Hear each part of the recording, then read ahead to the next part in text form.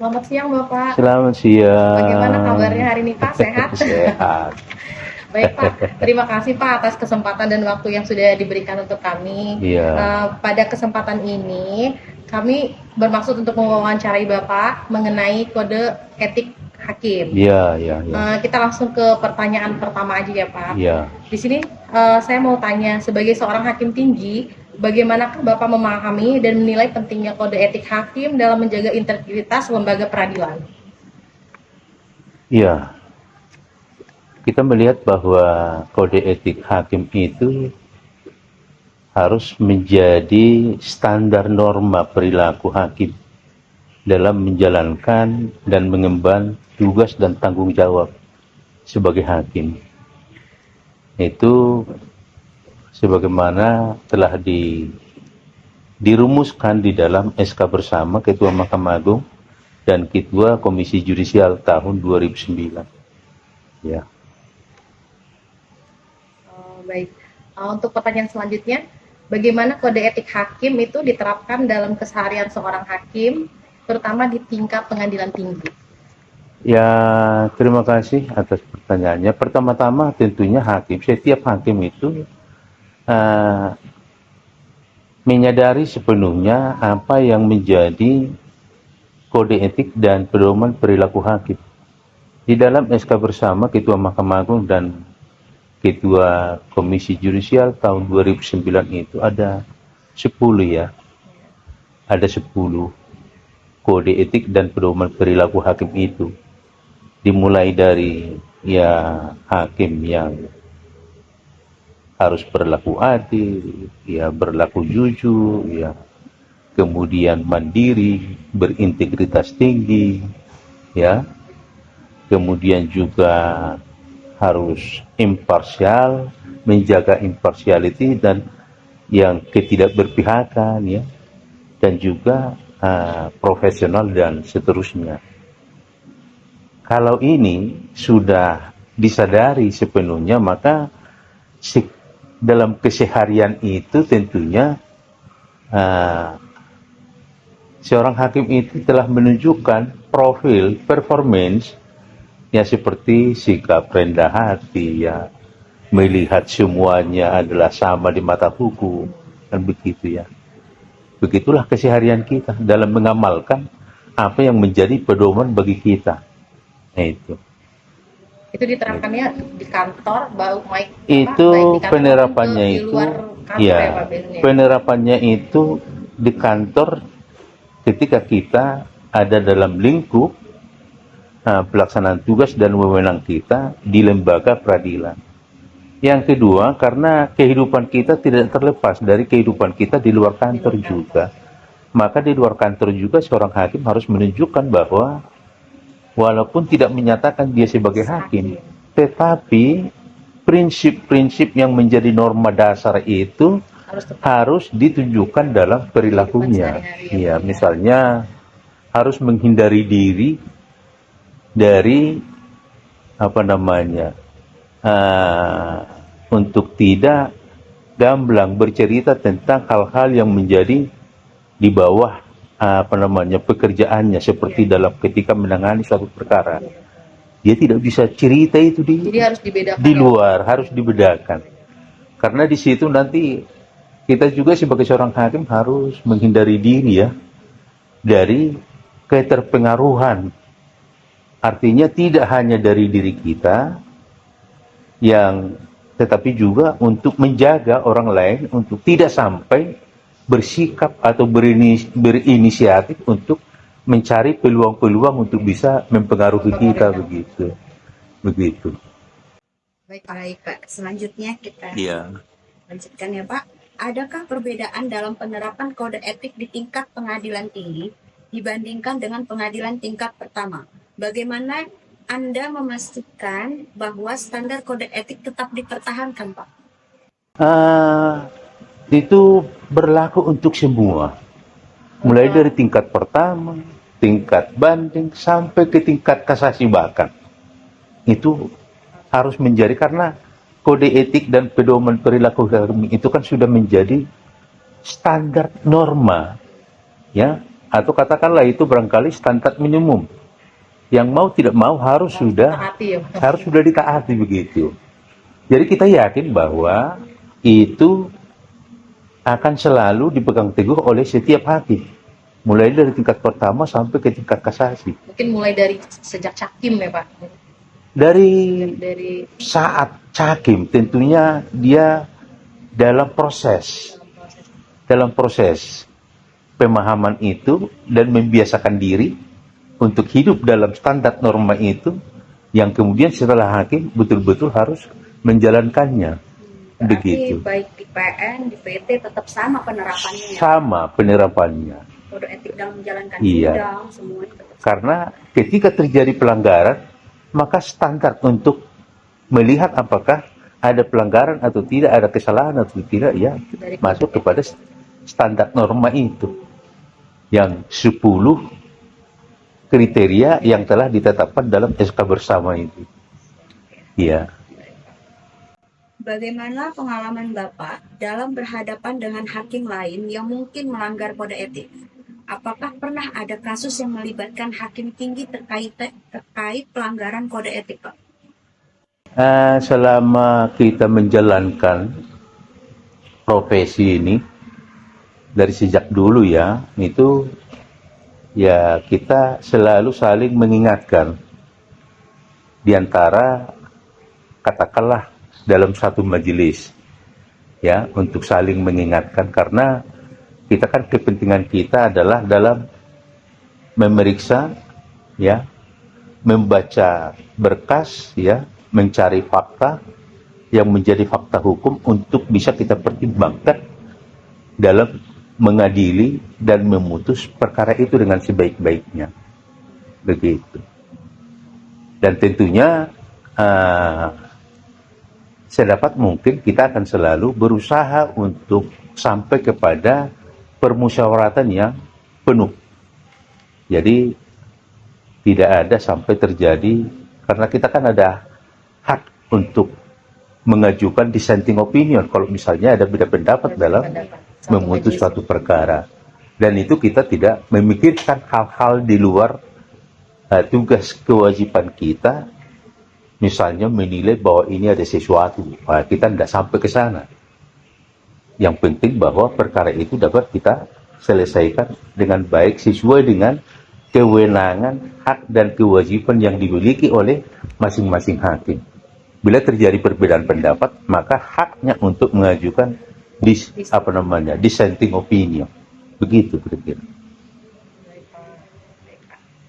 Bagaimana Bapak menjaga keseimbangan antara tanggung jawab profesional sebagai hakim dan etika pribadi Bapak, terutama ketika keduanya bertentangan? Pertanyaan yang sedikit menggelitik ini. Iya. Saya kira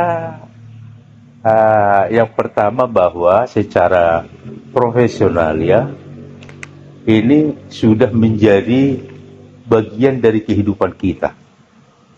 Dan antara kode etik dan pedoman perilaku hakim ini, menurut saya, tidak berseberangan dengan kepentingan kita dalam menjalani kehidupan sehari-hari.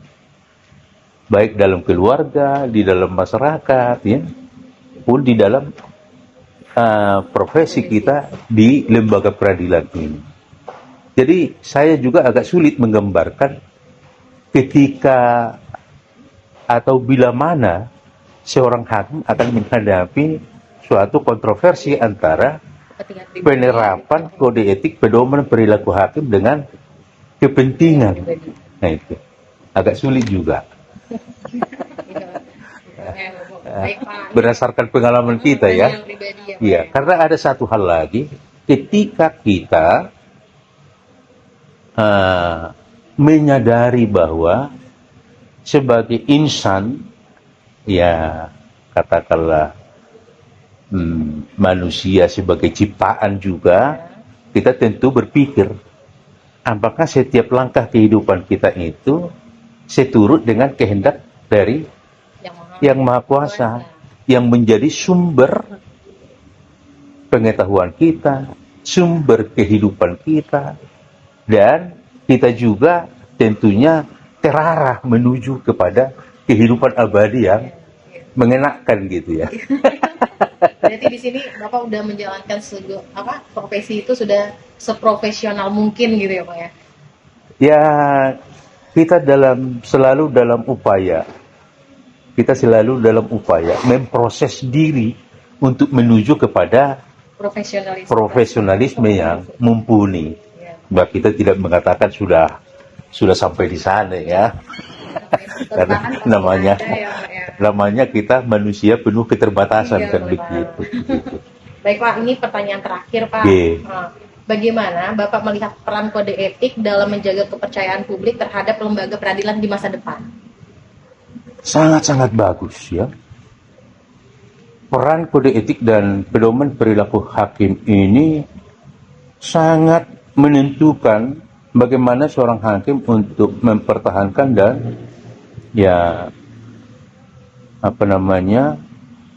menjaga kewibawaan badan peradilan yang menjadi sangat dihargai ya oleh publik, karena tergantung kepada kita.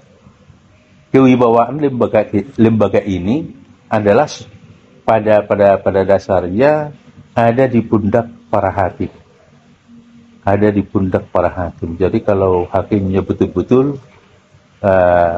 melakukan perilaku hidup dan menjalankan etika profesi ini sesuai dengan standar norma yang kita katakan tadi, saya yakin dan percaya bahwa badan peradilan akan sangat menjadi diapresiasi oleh masyarakat publik sebagai lembaga yang berwibawa. Sesuai dengan visi misi Mahkamah Agung ya Pak? Sesuai dengan visi misi Mahkamah Agung untuk menggapai peradilan yang agung.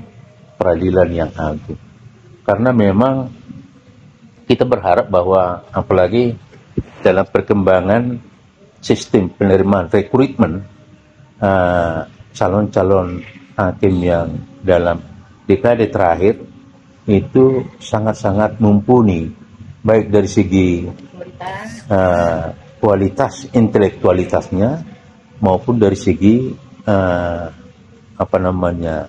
psikologi atau katakanlah personalitasnya, kepribadiannya, ya sangat mumpuni. Ditambah lagi dengan negara yang dari waktu ke waktu memikirkan tingkat kesejahteraan yang lebih baik begitu. Nah itu akan lebih mempercepat proses kita untuk sampai kepada peradilan yang agung, dan kita harus meyakini bahwa setiap saat sebenarnya peradilan kita sudah menjadi peradilan yang agung. Tetapi kalau terjadi sesuatu hal di tengah perjalanan, ada penyimpangan, ya kita juga serahkan kepada pihak yang berwenang untuk mengembalikan kepada rel yang seharusnya.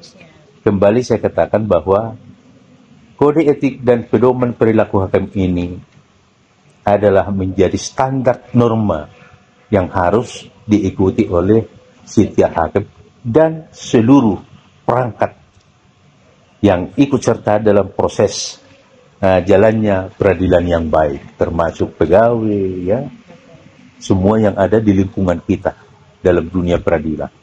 Iya, di sini Bapak, satu lagi, Bapak bisa mengasih pesan kepada para mahasiswa yang mungkin ada niatan untuk menjadi hakim gitu Pak ke depannya. Kita berharap supaya adik-adik kita para mahasiswa ya mulai ya dan terus berjuang untuk meningkatkan ya knowledge, pengetahuan ya di bidang materi hukum, tetapi tidak terlepas juga untuk mulai juga menimba pengetahuan tentang bagaimana hakikat dari peradilan itu, yang kemudian bagaimana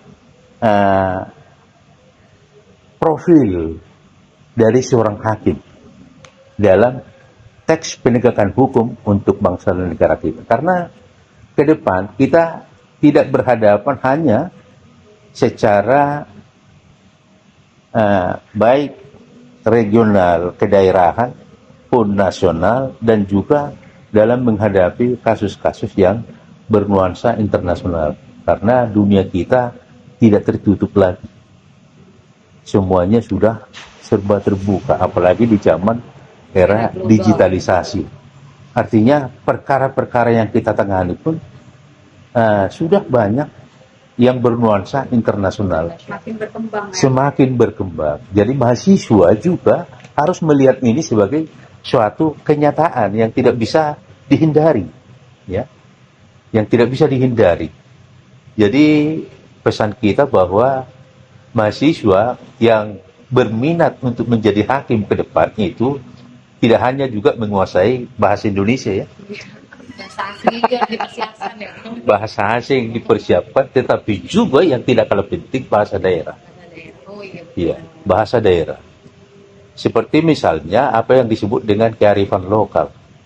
Katakanlah misalnya ketika kita berhadapan dengan rencana penerapan Undang-Undang Nomor 1 Tahun 2023 tentang KUHP, Kitab Undang-Undang Hukum Pidana yang baru, itu semua dicakup. Jadi kalau kita tidak paham budaya, kita juga akan sulit memberikan rasa keadilan. Ya, bahasa misalnya di Lampung, ya, kalau kita mendengar sahutan tapi pun dijawab iya pun, itu juga mengandung sebuah nilai. Itu kearifan lokal, ya. Ketika orang bisa saling menjawab itu, tapi pun dan iya pun, berarti di sana ada damai. Iya, ya kan? Iya, betul. Nah, perdamaian itu adalah buah dari keadilan. Iya. Ya kan? Itu loh. Dan keadilan itu milik siapa? Keadilan itu untuk semua. Ya. Jadi keadilan misalnya di masyarakat kita di Lampung, dengan masyarakat kita di Minangkabau, dengan masyarakat kita di Irian, itu bisa berbeda. Iya. Sesuai dengan tata, budaya, nilai yang berkembang di daerah itu.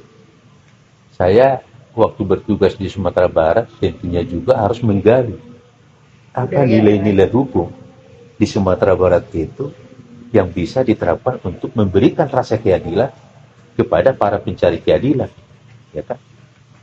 Nah, tidak mungkin saya membawa aturan-aturan dari Aceh untuk diterapkan di ranah Minang. Walaupun sebenarnya ada nilai-nilai yang melingkupi kehidupan kita secara nasional. Nah, itu. Jadi ada tempatnya. Hukum nasional ada tempatnya. Hukum lokal, ya, kearifan lokal ada tempatnya. Dan juga secara internasional, hukum internasional ada juga tempatnya. Di sinilah mahasiswa harus melihat bahwa di depannya itu kita harus bergumul dengan banyak hal, tetapi yang utama adalah bagaimana kita untuk memahami rasa keadilan itu yang bisa diterapkan untuk semua. Ya, demikian. Baik Bapak, terima kasih Pak atas kesempatannya, sudah sangat Terima jelas. kasih. Iya, terima kasih. Semoga apa yang Bapak jelaskan hari ini tentang kode etik hakim bisa bermanfaat untuk kami, baik mahasiswa yang sedang menjalani kuliah hukum ataupun yang melihat video Bapak nanti. Baik, terima kasih. Terima kasih ya Pak. Terima kasih. Bapak.